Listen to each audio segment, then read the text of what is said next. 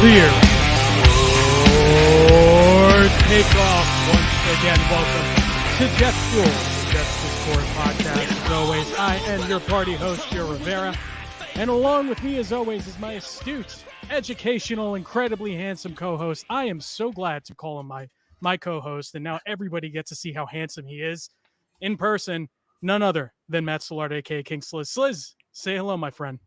Yeah, man, we're doing it a little bit different. We got Small Chimp in the chat, baby. Let's go. All right, we're mixing it up this year. The Jets went big this year. The Jets made all sorts of moves, pushed the chips in. Hey, we gotta follow suit, man. let me tell you something. I went all in to get this new setup. Sliz, you helped me build a computer, so I got this. Excuse me, this new computer.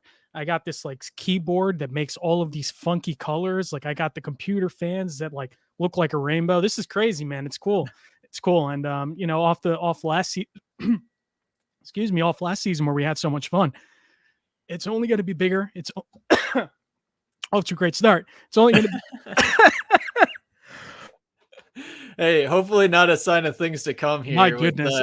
We got choking in the preseason. Hopefully we don't get choked in a couple of weeks here in the season opener. You're right. It's only going to get bigger. It's only going to get better. And I have my friend Tequila with me to fuel this wild ride. So, Sliz, of course.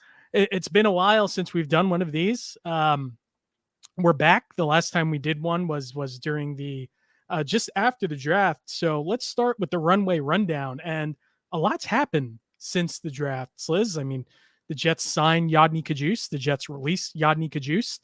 There's Dalvin Cook rumors. There's all sorts of stuff happening in Jets land. But preseason game one came and went. Kind of nondescript, no big deal. It feels nice that it's business as usual. Any takeaways from that first game, Sliz? I mean, the biggest stuff, right? It's nice to get football going. It's nice to get the pads on. I think almost some of the things you learned was almost who didn't play. I think you could glean a lot from that. It was interesting. Jeremy Ruckert did not suit up. That was, I think, a big shock. I know that was a name folks were looking forward to. I got Small Chimp in the chat saying the biggest takeaway was the TV ratings, right? Football is not dead despite what Jets rumors of football. Yep, rumors of football's demise have been greatly exaggerated. Yep, absolutely. But no, Jeremy Ruckert, I thought it was interesting. Both Bam Knight and Michael Carter were inactive. Maybe showing our hand a little bit there, and obviously with the running back rumors and trying to add whether it's Dalvin Cook, maybe Zeke Elliott, kind of lends to Breece maybe not quite being there, or maybe some general concern about his availability right out of the gate, right? And I don't think that's a shocker surprise at this point that he's probably not going to be hitting the ground running week one. So kind of conserving what we probably view as our number one, number two back out of the gate there. Beyond that, man, I think, we've been critical of Mekhi and Prey in the past. The more things change, the more they stay the same, Sliz. Yeah. What it comes down to. Offensive tackle has been a point of concern for really several years now. And I know there's a lot of mid-max, mild max cope in the chat last year, in the Twitter sphere, in the X sphere last year. And he did not look good, man. That's honestly the biggest takeaway. You heard Max has been pushing for that right tackle spot. It sounds like they've been kind of moving the tackles all over the place between him and Billy Turner, getting a couple of the backups in for some reps here and there. Mekhi primarily sounds like playing left, and Max did not look great at right tackle, which if there's one, it's preseason, it's early, right? This was a bonus game. The Jets started early, open camp early. Maybe not time to pull the total panic break glass lever yet, but if Max is one of your primary options, that didn't inspire confidence. Let me tell you something. We're only positivity on this first episode, right? Just kidding. We can't be positive, Sliz. It's the same song and dance every year with the offensive tackle position, right? Mekhi Becton is obviously very concerning.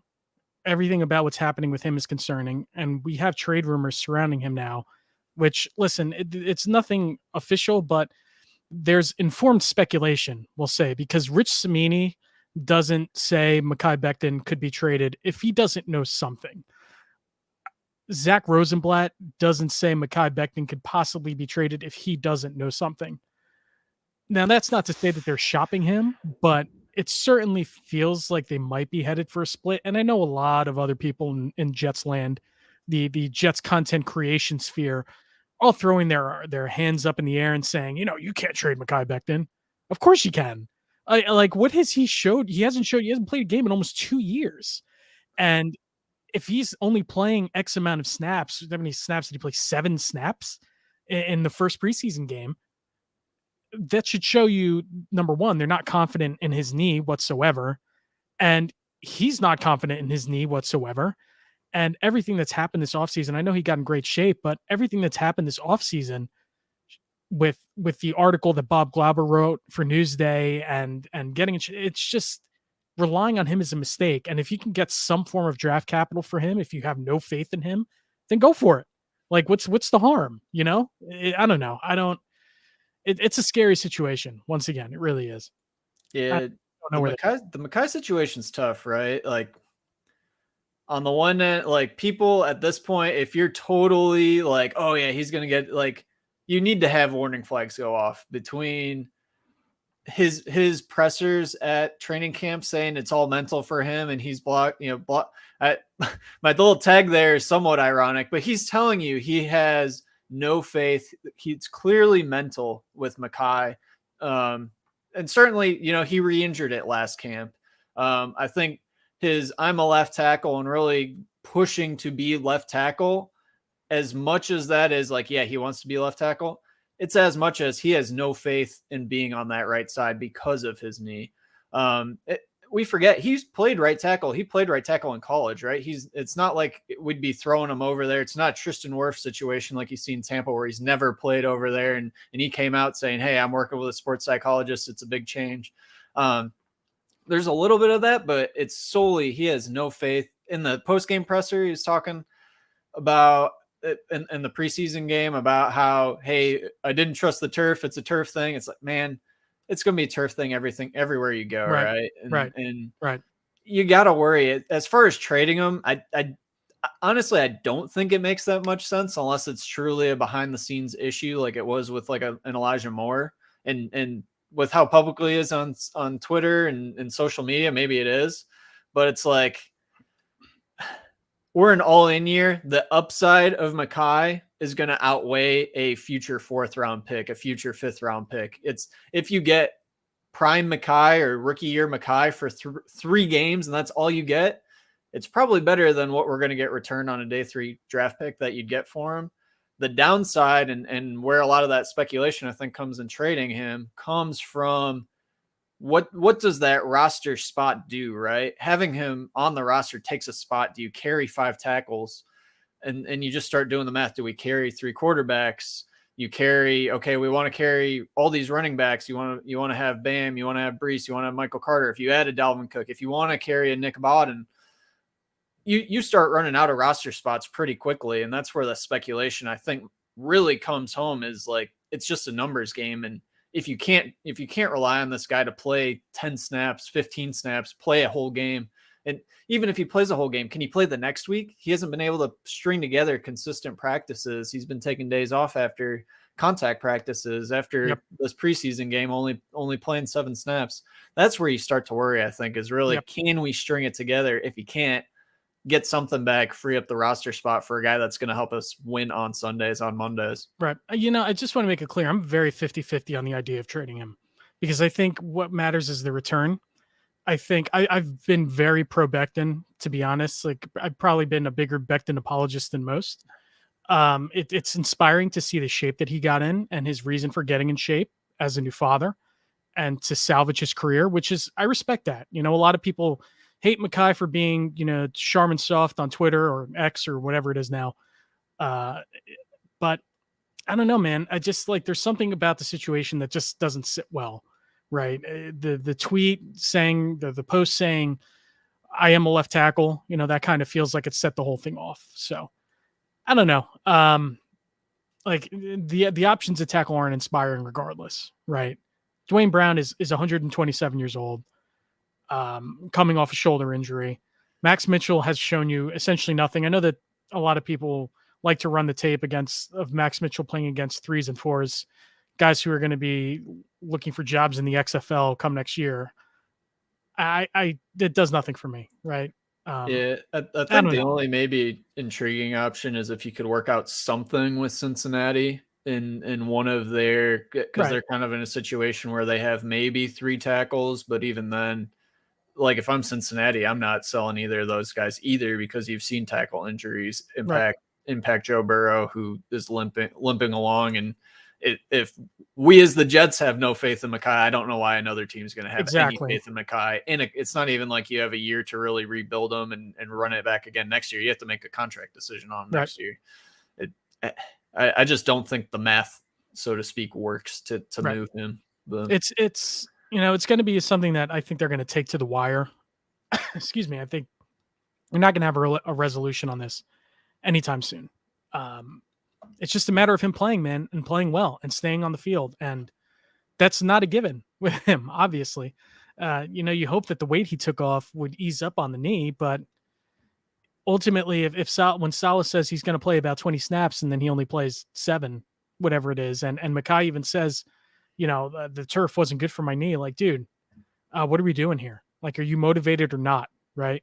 So, and it seems like it wasn't one of those things that like should have kept him off the field in that preseason game. Right.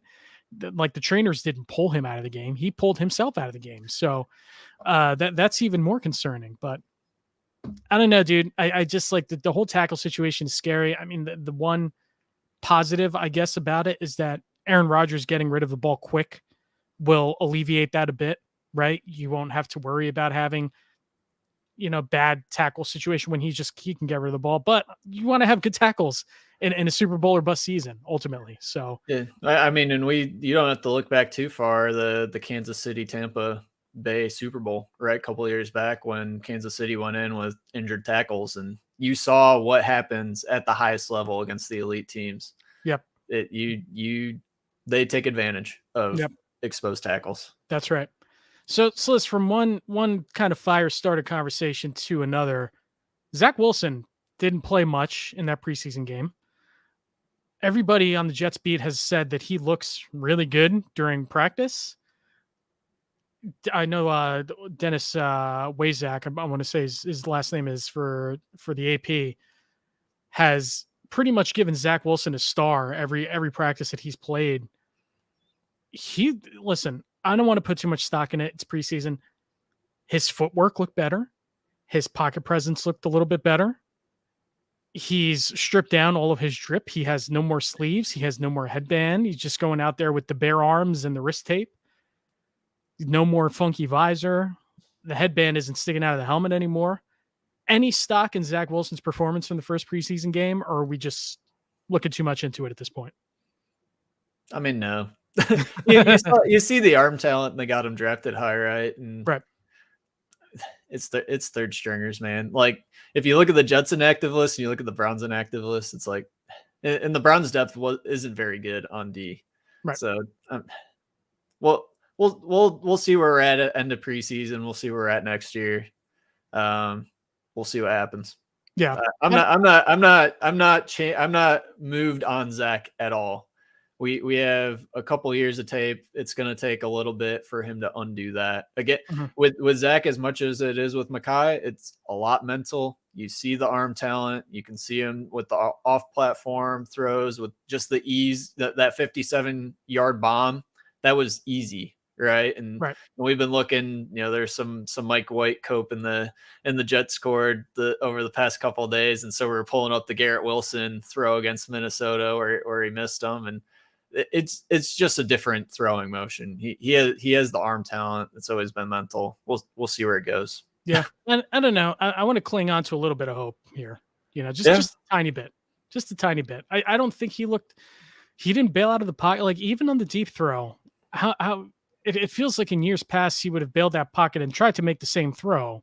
Well, that's because he's got A-Rod in his ear telling him, exactly. "Hey, chug it deep to down. this guy." Oh, Yeah. he's doing the pre-snap read for him, right? It's like the McVay joystick with Jared Goff. It's kind of that. It's that 2.0. It's not the worst thing in the world, Sliz, if we're being honest, right? Yeah. You know, it's not. Ultimately, I know a lot of listen, I'm not saying Zach is a future, but it would be nice to get a benefit out of having in the rare case that then the God forbid Aaron Rodgers goes down with a hamstring or an ankle injury or something, and we have to be stuck with Zach for 4 weeks or longer. I mean, it's him or Tim Boyle at this point. It's not right? Tim Boyle. It's him or Tim Boyle. It's not Tim Boyle. Oh, no, it's him or Tim Boyle. It's not Streveler either. Rest in peace. So we'll see, man. I mean, listen, ultimately, you want him to do something good. Like, I understand Jets fans being very pissed with Zach and the performances that he's put out on tape and not trusting him whatsoever. But as fans, we should also operate on the best case scenario that, listen, maybe he removes his head from his rear end and he starts to play solid quarterback. That's what this team would need in a pinch. So I don't know, man. I don't know. We'll see. We'll see. So Sliz, something else that happened this offseason, thank God we got to this point, is Quinnen Williams signing his extension. What were your thoughts on the deal? It really feels like it's right in about the sweet spot of what we were kind of expecting. I thought that he would have gotten another year, but it does feel like a solid deal for both sides. Yeah, I think it kind of came in. It's the longer it dragged out, kind of the worse you felt. And it was like, oh man, we're gonna really get hosed on this. I think it came out really, I'd say what maybe our preseason or pre-off season expectations were, but below kind of our adjusted expectations, seeing some of the contracts that came out. It's like he got right above Jeffrey Simmons. And unless you're a prime numbers in the chat, you're probably cool with that, right? Mm-hmm. And, you know, the risk with Quinnen was always he wasn't consistent his first couple of years. He really broke out last year. Do you buy that breakout? Clearly we are. And to be honest, we put ourselves in a situation where we have to buy that breakout. So it's good in terms of, hey, this is a absolute stud. He's a good locker room guy. You can see him on all the social media clips. He's just a good dude. That's a guy. We finally extended a first rounder to a multi-year deal for the first time since Mo Wilkerson. You have to feel decent about where we landed on that. Wasn't an overpay, was really about market value. And he's a dude you want to lock up, right? Yep. At a position that matters. And he's the quarterback. And he's 25, right? Am I wrong? Maybe he's a year younger, 24. Yeah, he is young. So like it's not ultimately you're not giving a 28-year-old, you know, a 4-year deal. You're giving it a 24-year-old a 4-year deal, which is really just a 3-year deal. Is that a Jermaine Johnson? Listen, Jermaine Johnson's about 47 years old now. Okay. And the defensive end situation is another one that I'm keeping a close eye on as we move through the preseason.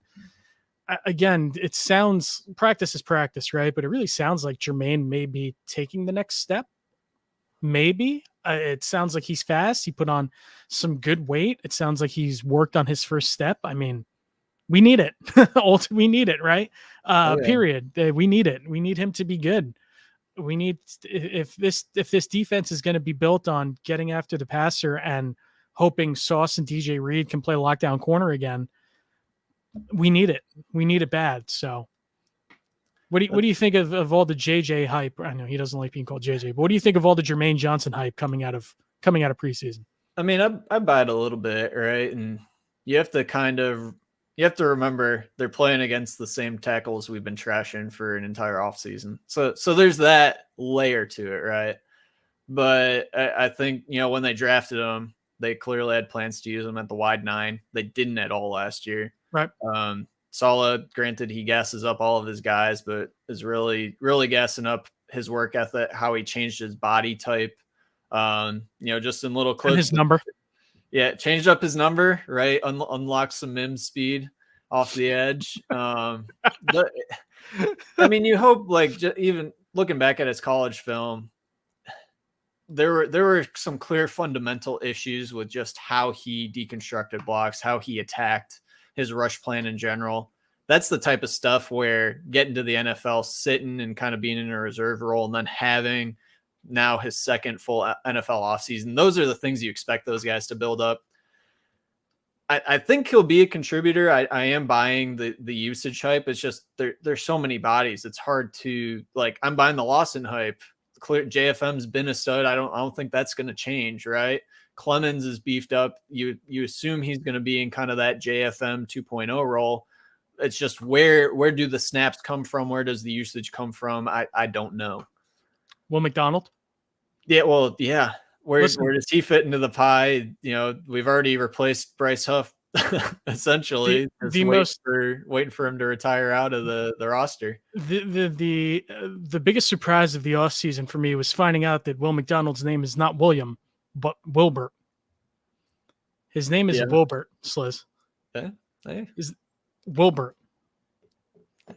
Doesn't matter what his name is as long as he stacks the QB, man. It's funny to me. It's just Wilbert, not even William. Like, William McDonald sounds pretty regal. Wilbert McDonald sounds like, I don't know, a farmer somewhere, you know?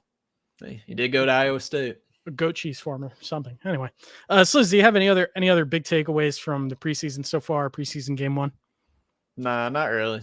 But we're on to week 2. We're on to week 2. Fair. So let's move on.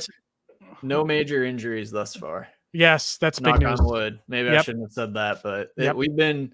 I mean, you saw it. You saw it in the week building up to the Hall of Fame game or on the league. It's hitting right. Yep. So knock on wood. So far, so good. I mean, the Garrett Wilson thing gave us all a little bit of a scare, but it looks like his ankle's going to be fine. You know, low ankle sprain, ideal. That's where you want to sprain your ankle, is in the low part of it, not in the high part of it. So thank goodness.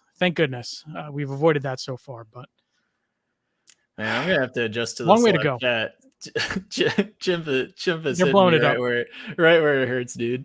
They're blowing it up. Listen, if you're listening on the Wednesday edition of this podcast, I think you should try and jump on the live Tuesday night version, because looks like they're having a party in chat right now. So shout out to Small Chimp and everybody else's name who I don't recognize in here. So we got Jerry out there. We got Waremy. We got Albus. We got a couple of the boys. Here we go. Oh, the boys. Joe Sliz and the boys. New podcast name. But all right, so let's move on. Talking about the boys, I want to give an early Top Gun. I want to give an early Top Gun to someone out here, man, and it's Aaron Rodgers, brother. Aaron Rodgers has said everything right. He's done everything right. A lot of people were saying,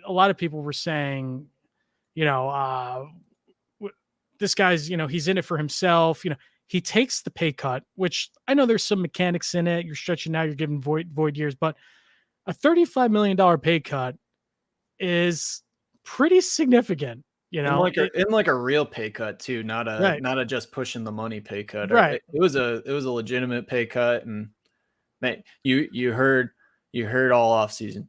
Rodgers isn't going to show up till August, September. Right. He's not going to be bought in. He's just collecting a check. I mean, yeah, he's proved it wrong. He got the haircut. He's on the Brady plan. He looks revitalized. He looks younger. He's bought in. He's rocking the number 8 sauce chain. Mm-hmm. Yeah, man, it's hard not to get excited, right? Right. And listen, this time of year, it's always tough to sift through the propaganda, right? Like it's only good vibes in preseason usually, unless there's like big injuries. It's always, oh, well, this team has a real shot this year. You hear them gelling really well, but then it's different to see Rodgers coaching up Zach Wilson, and it's different to see Rodgers with a secret handshake with everybody on the team, right? And especially coming off a few years in Green Bay where it was very contentious, right? Mm-hmm. Like it was, man, this guy hates everything about Green Bay. He's going to punch Brian Gutekunst the first chance he gets. He just wants his money. He doesn't care about anything else. Yeah, he might still.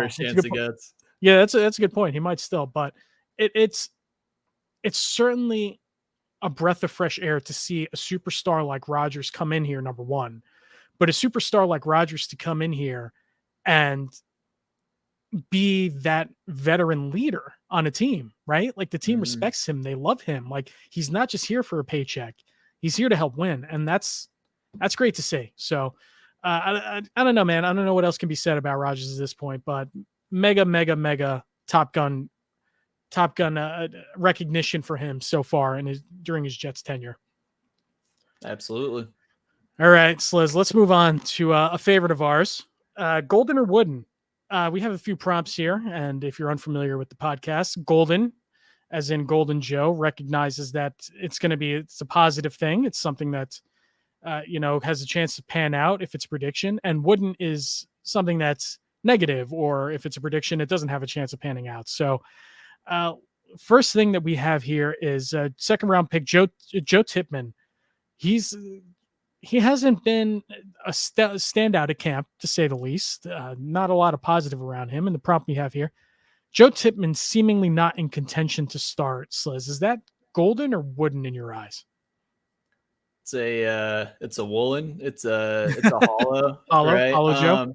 So I think it's both. I'm going to be an ugly fence sitter here. So I'll start with the Wooden aspect, right? We traded. It's not just we spent a second round pick on Joe Tippmann. We traded a third round pick plus Elijah Moore to move up essentially for Joe Tippmann, right? At a position where we went out in free agency and got 2 veterans that you feel comfortable taking starter snaps throughout the season, right? The discourse around it is, well, you're drafting for the future. We have the opportunity to actually build the pipeline. We have a 2-3 absolute max year window, right? There were options that could have helped contributed immediately, right? So that's kind of the Wooden part. I think on the flip side, it's early in camp. I don't expect certainly Wes Schweitzer to be above him. Sounds cooler. Yeah, Tippmann did look good in the preseason game. Granted, against backups, but still, he looked good. He was sealing off his blocks, climbing to second level, kind of showing off why we had him highly rated. And really to nail home the Golden, and I was vocal about this, having a veteran setter with Aaron Rodgers, especially at the onset, is something that we probably need. A lot of Rodgers game, and you've heard the beat all over this, the hand signals, the pre-snap recognition, having a setter that can relay that can understand it, that can work through the cadence of a veteran quarterback is important. So, I mean, it doesn't feel great, immediate impact, immediate return. I think he's going to be a good player. And I think going with the vet out the gate makes sense. Yeah. We know that Saleh's the type of guy too, and this coaching staff are the types of dudes to just say, listen, go out and earn it. Right. By no means was Tippmann ever going to get that even second spot on the depth chart. I think coming out of draft, coming in as a rookie. So I mean, listen, we haven't seen enough. We haven't heard enough, but it was what it comes down to. Right.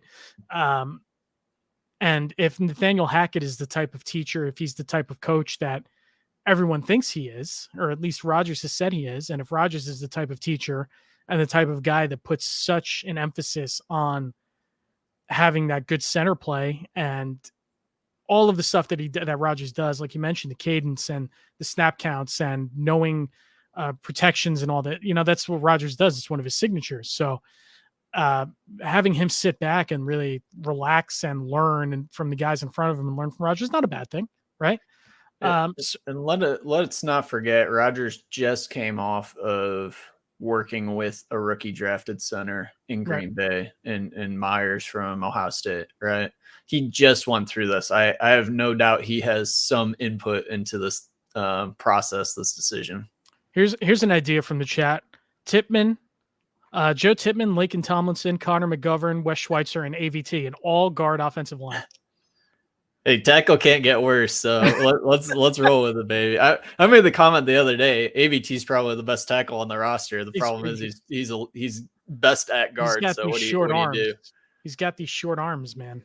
Yeah, short arms, alligator arms. But I don't know. I think it's still too early on the Tippmann thing, one way or the other. All right, this one's a major Wooden before I even read it. But listen, Dalvin Cook rumors persisted the entire offseason since he's been released, right? It in my opinion, it feels like another just another one of these use the Jets for leverage and then spring to Miami type deal. So the idea of signing Dalvin Cook, is that a golden or wooden, Sliz? So I think signing Dalvin Cook is wooden.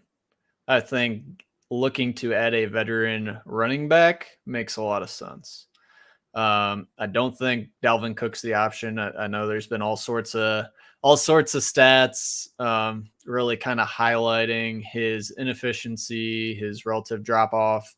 I know a lot of the Jets X guys have a bunch of clips up there. His pass protection is not great. If you look at his injury history, his shoulder is shredded, and it's very obvious when he goes in to lay a block on a downhill linebacker or a D lineman.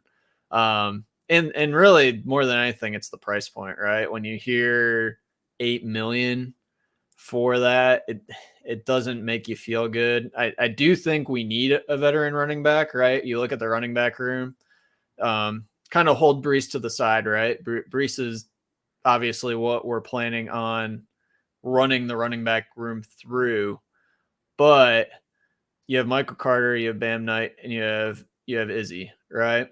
3 guys, none of them you feel good about in pass protection. None of them you feel really great about in kind of clutch, have to have it down situations. And they're all young, right? Even adding Breece back into the room, Michael Carter's the veteran in the room, right? Yep. It's not a room with tenure. To be fair, Michael Carter didn't show you much of anything last year. Mm-mm. And I understand some of that is how bad the offensive line was, but I mean, the whole change of pace back thing and like the different style of back that he is good for a running back 2 or 3 spot. It's not good if he's going to be, and we saw it his rookie year. It's not good if you want him to start. So, right.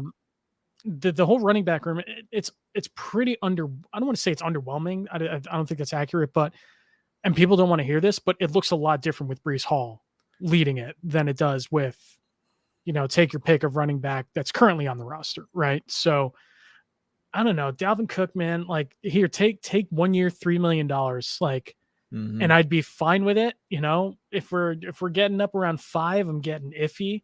Anything more than 5, absolutely not. I'm just not. I'm not crazy about it. So, and I have been loving soaking up every minute of this running backs don't matter renaissance across the NFL. Right? You see it with JT. You see. You had the Zoom call. You had Saquon coming off the Zoom call and then taking like basically nothing, right? Like conceding and taking these incentives with playoff mandate on him. So it's like he basically just signed his tag and is living with that.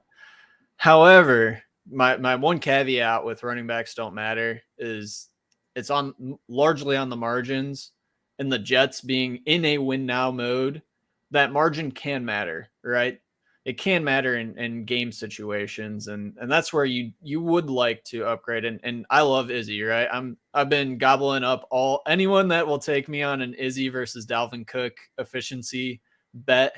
I've been gobbling those up in the Discord, but there is something to be said about rookies. We've seen rookies get kind of the yips, get fumbleitis, get benched as a result, right? And you'd love someone like a Dalvin Cook at a $3 million price point, right? Right. Why are we paying premium across the board for ring chasers, right? They're not ring chasers if you're paying them at or above market value. So, and that's why I said this whole situation just feels like a use Jets for leverage to go to Miami type deal. Yeah. I mean, I don't know how interested Miami is in him.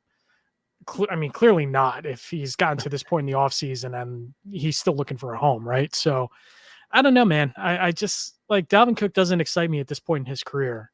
At the right price point, like if it's something that doesn't hurt the wallet or the cap ultimately, like fine. But I'm totally cool with until Breece gets back. I'm cool with Bam and Carter and Izzy. I'm fine. Like I don't feel desperate to add a guy in that situation. Right. So, well, especially I think you mitigate it. I think in that situation, if we don't sign Dalvin Cook, we're definitely carrying a Nick Bawden on the roster. So you get a fullback in there to help augment. Right. We have some versatile tight ends that help augment the run game. You can mask some things, and hopefully early in the season, You'd expect it to be probably as good as the tackle situation is going to be health-wise, performance-wise.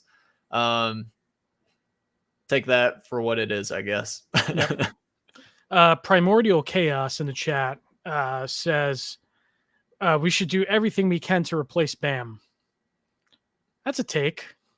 I mean, I think it's fine. I don't think Bam is anything special. I don't think Michael Carter is anything special either, right? And the difference in the tiebreaker between the two, Bam can do special teams. I don't think Michael Carter can, right? This dude's tiny. So like Michael Carter's ideal usage is end to half hurry up where you're kind of in a move the ball mode, right? And that's it. That's his prime usage is going out into the flat, catching the ball, and putting some jukes on and picking up yards to get out of bounds, right? Yep. But between the tackles, even outside the tackles, he's probably our worst runner outside the tackles. He's certainly one of the worst ones inside the tackles. I think you and I would do better in pass protection.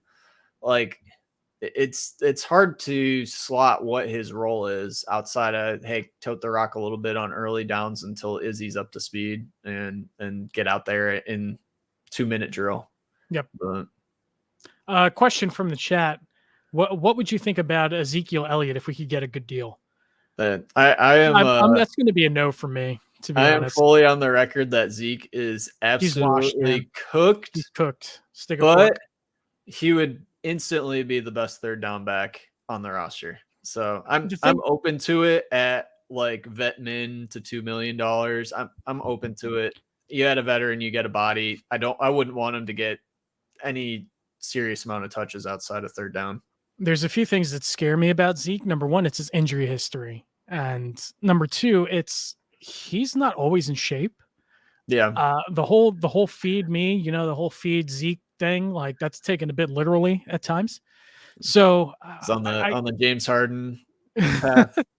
Yeah. I mean, I like he's been in decent shape the last couple of years, but again, to your point, I think he's washed now.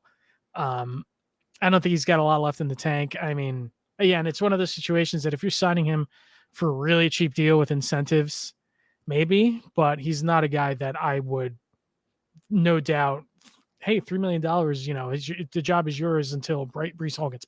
No, I wouldn't go there. And the other part of it is the hilarious part of the whole Zeke thing is, remember when he was first released, it was like, oh, he wants to go to the Jets or the Bengals, or I forget who the other team was, but it was like 3 Super Bowl contending teams. Yeah, it was like, no. Yeah, and all 3 were like, we're good, bro. We're okay. Like, so I don't know. So I like I said, I'm fine with the running back room for now. I'm not like, someone gets hurt, it's a different story. I think Breece is closer than we think. I don't think he's, like, you see, and I understand the game speed and taking hits is different than seeing him without pads in practice, but I don't think that they would lie about his health. And I don't think Saleh would lie about his health and how close he is. I mean, maybe. I mean, he did it with Zach, right? But like, I don't think so either. I think with running backs, right, you do need to load manage a little bit, and our opening schedule is pretty tough until the bye, right? We play a lot of Super Bowl hopefuls. We play Buffalo, we play Dallas, we play Philly, we play Kansas City, right? And it's kind of, you want someone that can hit the ground running week 1, and that might not be Breece. And you also want to conserve, you want a full health Breece post-bye through the second half of the schedule into the playoffs. So right. How do you thread that needle? That's maybe a tough question. Yeah, it's tough to answer. All right, so as we move on, everybody has their eyes on the tight end room, and this one is particularly interesting to me. The Jeremy Ruckert hype has been pretty persistent all offseason. I'd like to think that Aaron Rodgers has a decent amount to do with that. We know that he's always liked his tight ends throughout his career. We know that Aaron Rodgers has made a tendency or a habit of turning, I don't want to say Jeremy Ruckert's a nobody, but turning guys into household names, right? And we've seen the splash plays on Twitter, but again, him being held out of that first preseason game tells you a lot about what they think about his role moving forward, right? So Golden or Wooden, the Jeremy Ruckert hype, is that legit? Are you in on Jeremy Ruckert? What do you say? I've been in, man. I know there was a lot of, and I'm gonna ignore Jets Twitter because they hype up every pick imaginable, right? And especially Jeremy Rucker being like a local kid, being a Jets fan, like he kind of gets like that pick gets a pass from a lot of folks. Yep. I know, but they're like among Jets Discord and stuff. There's criticism of, hey, we just signed 2 free agent tight ends to decent contracts. They're here for 3 years. Rucker wasn't as productive as a lot of folks would have liked at Ohio State, but I was in on it, right? And a big part of that, I think he probably by the end of the season takes over CJ Uzama's role, who has been inconsistent health wise anyway, even in this preseason and past years. I think he's just more dynamic in every facet. And last year, that is when you want to get guys, draft guys for the future, develop for the future, plug holes, get ahead of holes that will be coming. If he's hitting the ground running year 2, that's phenomenal. Normally with tight ends, the downside is if you're drafting them, it's like a 3-year development track before you can really expect dividends on that. If we're getting some of that in year 2, that's awesome. Yep. So we'll see. I'm in on Ruckert. I always like Ruckert. I mean, his usage at Ohio State wasn't always the pass catching tight end, right? But he did flash a bit, which is why he wasn't a day. I mean, he wasn't a 2nd round pick. Ultimately, he was a 4th round pick, and you can look 4th round pick or 3rd round pick. Third, very end of the third. Yeah, so like you can live with that, right? Especially, and listen, Uzama's nearing the end. We think like I think he's gone after the season either way. So we'll see. I'm fine with that. I'm cool with it. I do think like production wise, and we got rebranded Run in the chat. Conklin is going to be fed this year. I buy that. I buy that legitimately. I think Conklin's going to be fed. I'm fine with that. I mean, you don't sign these guys to not throw them the ball, right? Yeah. So. Yeah.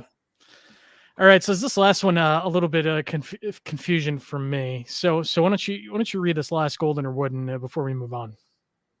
Yeah. So the usage of Bryce Huff and Will McDonald into the second half, into the 4th quarter of the Hall of Fame game. I know there's been a lot of thoughts, a lot of blowback on that. What's your thoughts on using Bryce Huff, kind of a guy who doesn't have a massive snap role, but has a pretty pivotal key down role, and then Will McDonald, the dude that we took in the 1st round, playing late into what you'd consider the dead zone of preseason with guys that are not making an NFL roster. I'll say this about Huff. Does that feel like a showcase to you? I would say no, but it's like, man, we've done everything imaginable 2 years in a row to bury this dude on the depth chart. Yep. For me, it's weird. It's weird.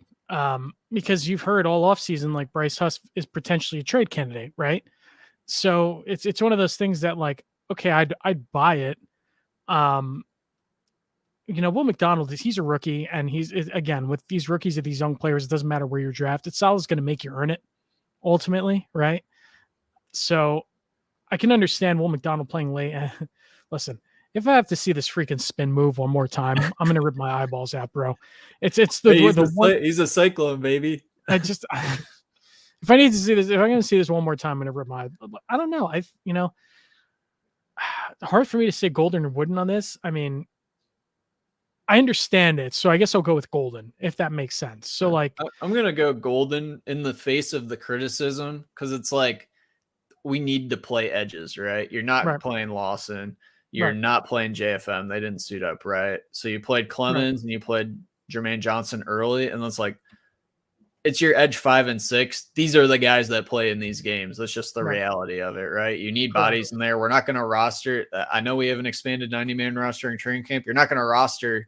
Well, granted, our staff might roster 15 edges, but you're not going to roster enough guys to give these kind of pointless snaps to. And even given the pointless, like there's no shot any guy beyond Will McDonald and Bryce Huff is making the roster. Right. Probably have an outside chance of even making the practice squad with how deep we are. So like, it's just soaking snaps. It's one of those things though, Sliz. It's like, if I have to hear the word depth one more time from Jets Twitter, I'm going to lose my mind. Like I'm going to use Wooden too. Like I know I keep giving Golden and Wooden on all these, make but up your mind. Put it Wooden on, like the fact that we're in this situation to begin with, right? Of we drafted 3 edges over the last 2 years, and we have Carl Lawson on a good contract, and we have JFM on a good contract. And then we have a breakout candidate in Bryce Huff. Like I said, that we just keep burying. It's like the Will McDonald pick could have waited a year. Mm-hmm. We could have waited till Lawson was gone. We could have waited till JFM's contract was more malleable. You could have waited till Bryce Huff was a pending free agent if you didn't like him. We didn't need to address the pass rushing specialist role until Bryce Huff was actually out of the building. I'll tell you this: Golden or Wooden going live on YouTube too. The chat is starting to give me Wooden vibes, so we'll see how it shakes out over the course of the season. But so far, a big Wooden from the chat, especially with all the depth stuff happening there. But listen, the thing about depth is like people like saying depth because they recognize names, not because it's good, right? So like. All of Jets Twitter keeps saying, "Oh, look at the depth in the tackle room." I'm like, dude, the depth is Billy Turner and Max Mitchell. Like, why does that excite you? Like, that's not depth. It's just guys. It's just names you recognize. Like, I don't understand. I want to take these guys to school on like what good depth is. Right. Most of the Jets fans aren't ready for this. The wide receiver room is similar to that too. Allen Lazard is not the dude that Jets fans think he is. We'll see. And I'll leave it at that. I'll leave it at that. Listen, I don't think he's a superstar. I think he's a useful player. I think you can get somewhere with him and his chemistry with Rodgers. Like, I think that matters a little bit. I do. And again, I don't have like high hopes for Lazard ultimately, but I'm also not going to thumb my nose at a room that has, depending on what happens with Corey Davis, but like Garrett Wilson's your clear number one. He's going to ascend to superstardom this year. Allen Lazard is your number 2. Corey Davis is in there. I know Randall Cobb is 80 years old, but again, he's another guy who has chemistry with Rodgers. Mecole Hardman, he's an interesting piece. Like, again, I'm not trying to hype these guys up, but it's a very interesting wide receiver room. And I hate to use that word, but it's a very interesting wide receiver room. I don't think it's bad. I think that everybody has their role to play. Everybody has a role. And I think that helps. And I will say it's better without Denzel Mims. So there's that too. Yes. Addition by subtraction. Yep. Big time. One last question for you before we move on to the Geek of the Weeks, Liz. Jason Brownlee's gotten a lot of run. He's gotten a lot of hype. Any thoughts on what he might be, what he could be? Is it too early to tell still? It's been practices, but it really feels like the hype is through the roof with this guy. I think it's gonna break hearts, man. He's a practice squad stash. Yeah, I think so. I think he's a dude. Yeah.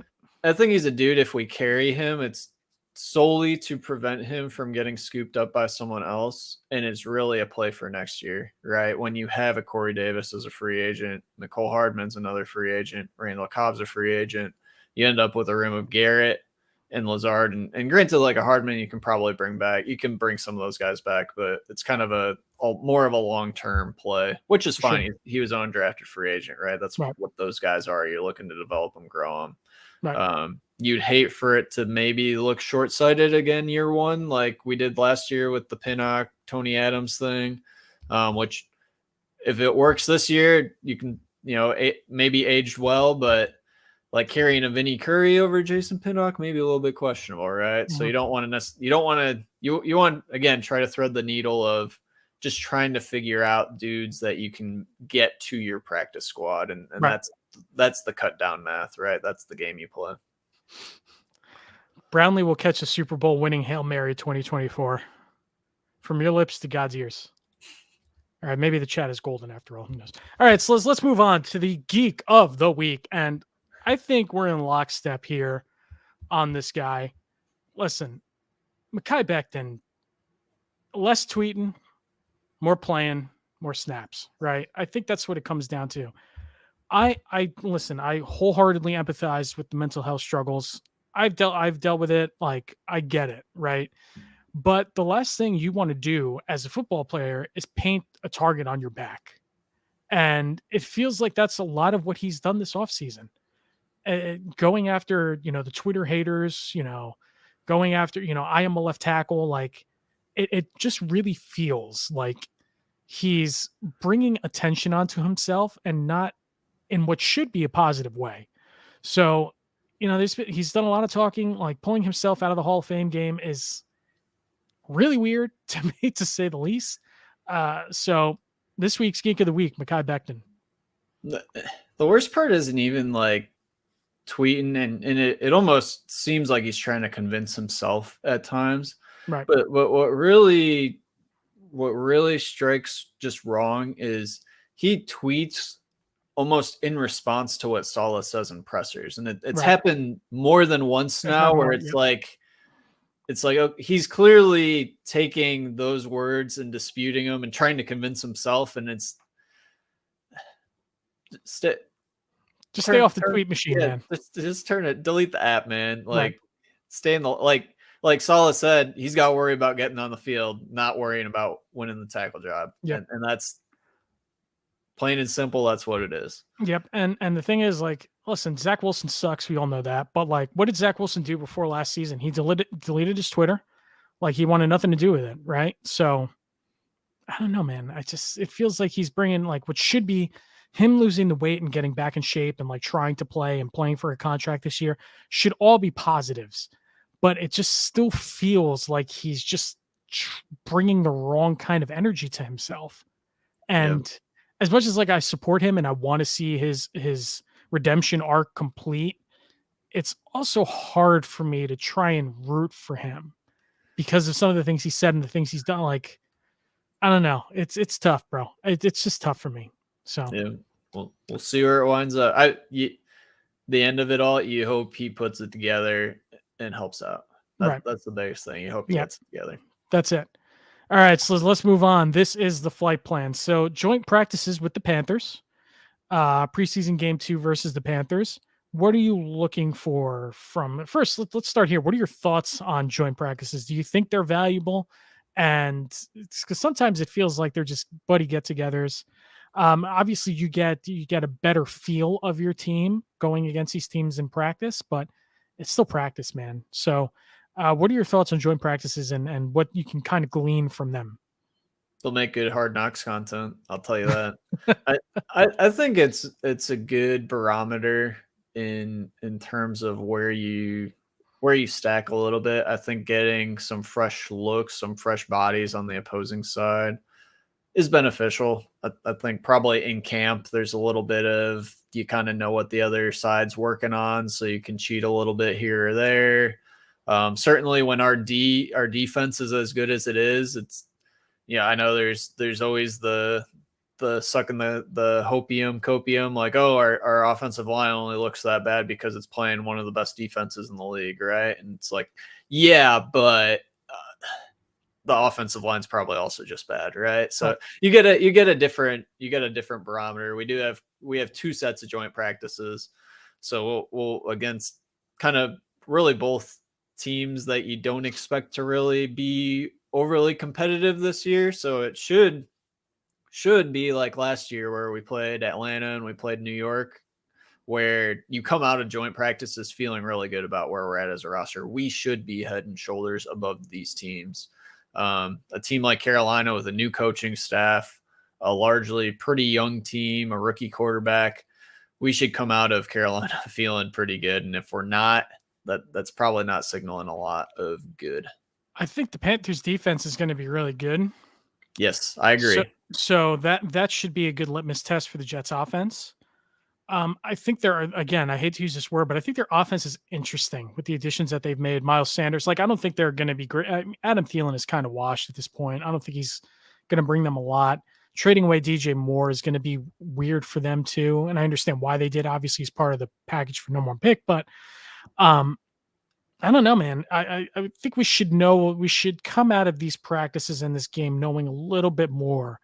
At least, it depends on what the starters do in practice, because assuming they're not going to play in the the second preseason game. So practice should tell us a decent amount, especially with their edge group, with their defensive line against our offensive line.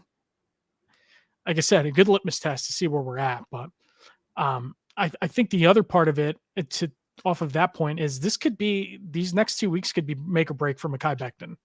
Yes. Because coming off of the Hall of Fame game where he only played 7 snaps, whatever it is, complaining about the knee again, now going against some of these monsters that they have on their defensive line in practice, even their second string, like, we'll see, man. This is the first real test for them. So I'm curious to see how he holds up. And listen, it hasn't been pretty. Listening to the Jets beat, at least, it hasn't been pretty with him against some of the edge rush guys that we have on our D. So very curious to see how Mekhi comes out of this. Really big test for him ahead.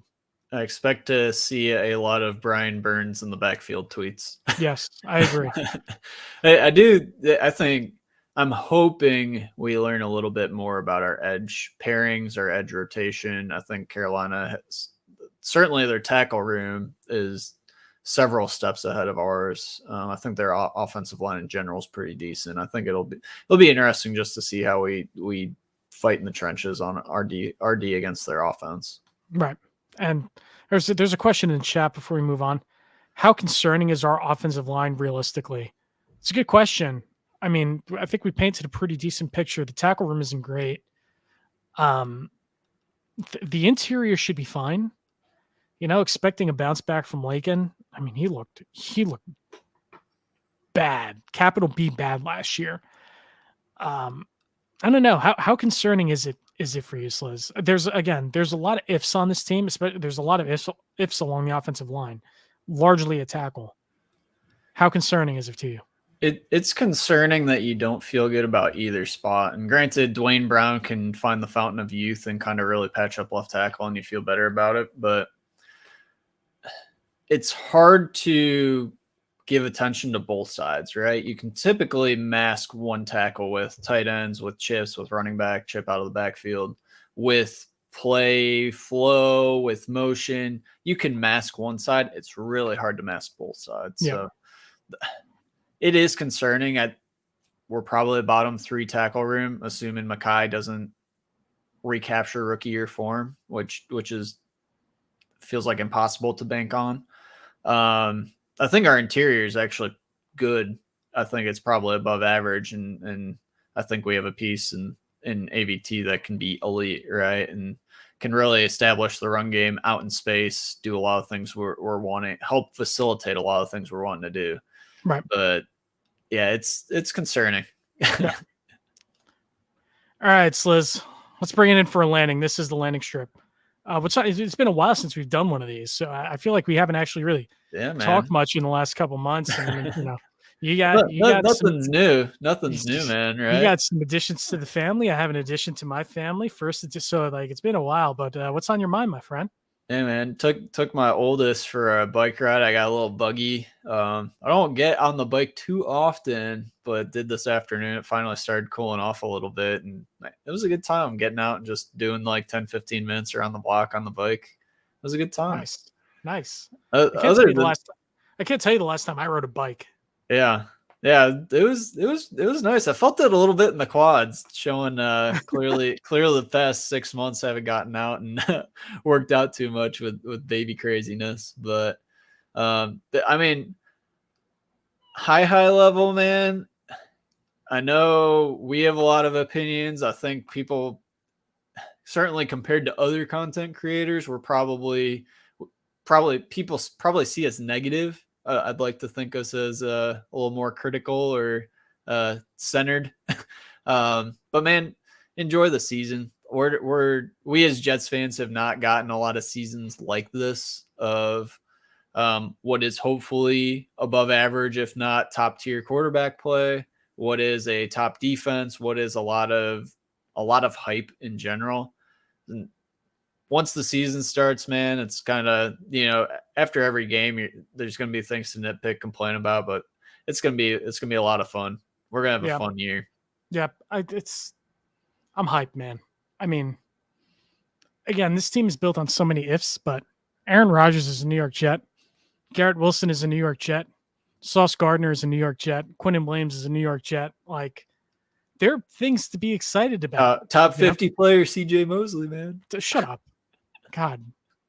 That NFL 100 list is an embarrassment. I'll leave it at that. Yeah. Just goes. It's always funny, especially because I work in sports. But it's always funny because like people always say, "Oh, well, the players know best." Like, do they really? Like, I mean, it's pretty obvious that the players don't always know best. And well, it's pretty obvious that they're just it's more popularity contest than it is objective. Right.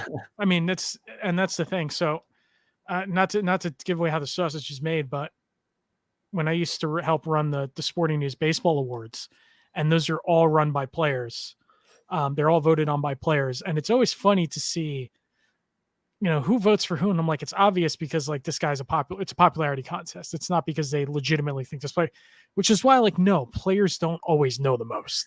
Yeah. Like it's pretty obvious. So it is what it is, man. I don't know.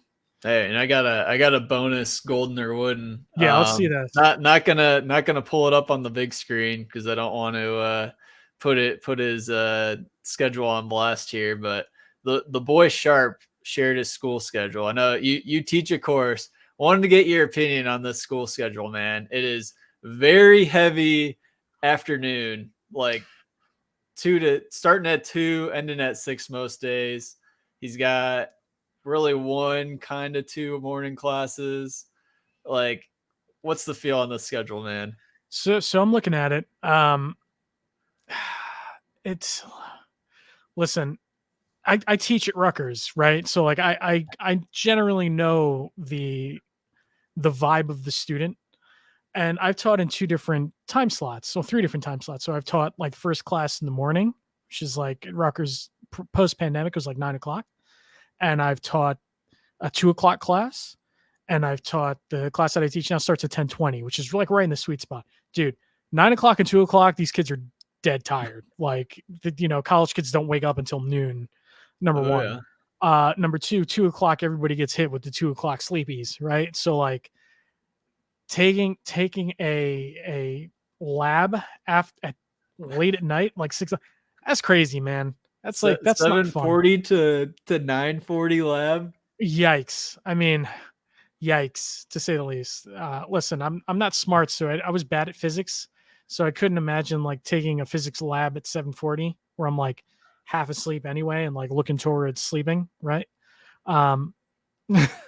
As Sharp defends, it wasn't by choice. I have my doubts here, but I don't know, man. That's a scary schedule. It's a scary schedule. Not ideal. I was very much a stack it in the morning and get as much done by 2 p.m., 3 p.m. as possible on my schedule. Yep. Back when my like one of my first semesters in college, I had like a 9 a.m. or like a 9 a.m. even earlier, like 8:20 class, I think it was. And then I didn't have a car at the time. So, and being a freshman, as well as anybody, I'm sure like it's always tough to like actually pick your classes because it's pretty limited. It's hard to get in. So I had like an 8:20 class that ended at, 10:00, whatever it was. And then I didn't have another class until like 3:00 in the afternoon. So it was like a lot of me sitting at the community college campus for like 5 hours and seeing people from high school, which was like the 13th grade.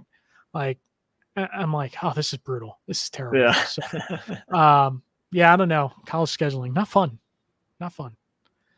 All right. So I got a couple things from my landing strip thoughts. So, a lot has happened since we last did this. As many of you probably know from the last time, if you listen to this podcast, my wife gave birth to a beautiful baby boy. His name is Remy. He's been doing a lot of crying and grunting the last like week or so. So what we discovered was apparently there's something called grunting baby syndrome, which essentially in some cases a baby will forget how to poop in the first, like after their first week of life. So they have to relearn how to poop. And as you can imagine, it's a lot of straining on the body.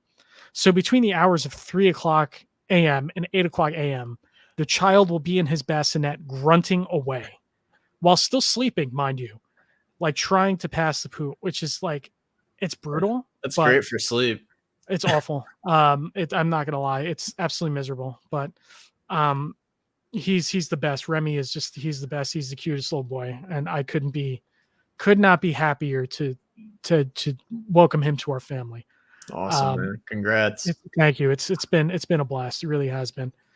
I built a computer with your help. Obviously, I was blowing up your Discord about a little bit of my help. Dude, I was, let's be honest, I was blowing up your Discord with like 50 messages over that 2-day period when I was trying to figure out how to put this thing together. But generally speaking, you were right. It is like adult Legos. It's pretty simple to put together once you know, especially with that video you sent. It's like, hey, this plugs in here. So that's pretty simple. This plugs in here. Where I was thrown off was the fans and the cooler, which is very, very annoying to figure out. So, but it's cool. I got a PC, you know, as part of this new setup, which is pretty cool. Now I get to do a little bit more editing, and we get to do this live, so I'm not running it off my laptop all the time. So that's fun. Discovered a Steam library too. Yes, I did. And my buddy who helped me put together my list of stuff, he's got like 400 and something games in his Steam library. So we're playing away here. I've been playing Tomb Raider, the first Tomb Raider from like 1996, nice. Because I never beat it. So if you get the neck beard going in a couple of weeks, we know why, right? We'll know why, right? Yeah, we'll know why. And I just like progressively, like my setup gets darker and darker, and my hair gets longer, and I smell a little bit more. We'll know why. But yeah, it's been an adventure. It's been an adventure. This whole PC thing. It's pretty cool. And my last thought that I have here. So I went to ShopRite yesterday. This is, you know, sometimes you go to the supermarket and you just look through aisles, right? Like it's not always a list. And I rediscovered Nutella, and I don't know how much Nutella you ingest, but the problem with me and Nutella is that I'll just take a spoonful at random hours and just suck down the Nutella. So, what are your thoughts on Nutella, Sliz? How do you like to enjoy, if you do at all? I'm a fan, but it kind of goes in spurts, right? I'll get a tub and then not touch one for a year, and then get another tub. Usually as a spread on something toasted, whether that's a nice croissant is nice. Nice buttered croissant toasted with spread Nutella, nice dessert before bed. But I mean, in general, I like it. Don't really go out of my way to get it. Generally lean towards peanut butter more so, but I'm a fan. I'm a fan of Nutella. I like peanut butter. Peanut butter is good. What are you a crunchy or a creamy peanut butter guy? I go both ways, man. On food, I am very open when it comes to food in a general sense. I mix it up. I'll get chunky one day. I'll get smooth another day. I can't do the chunky peanut butter, man. I don't know. I don't mind it. I think in certain things, like certainly it depends what your use case is, right? Like on a PB&J, chunky's fine. But if I'm going to put it in a smoothie or something, probably not getting chunky for that. Yep. It's suboptimal, as some would say. But that'll do it for this episode of Jet Fuel. An incredible live episode. We're really, aside from being a little bit late, went off without a hitch. So big shout out to the homies in the chat. Thank you for your help. So obviously you already found us, but you can continue to find us on SoundCloud, Spotify, Pandora, and Apple Podcast. Please, please, please leave us a 5-star review where applicable. It really helps us out. Do something. I don't know what. Obviously, we're now available on YouTube, and we're live on Tuesdays. So please join us on Tuesday nights. The chat has been great. So thank you again to the chat. So this has been a lot of fun. I'm glad we can do this live.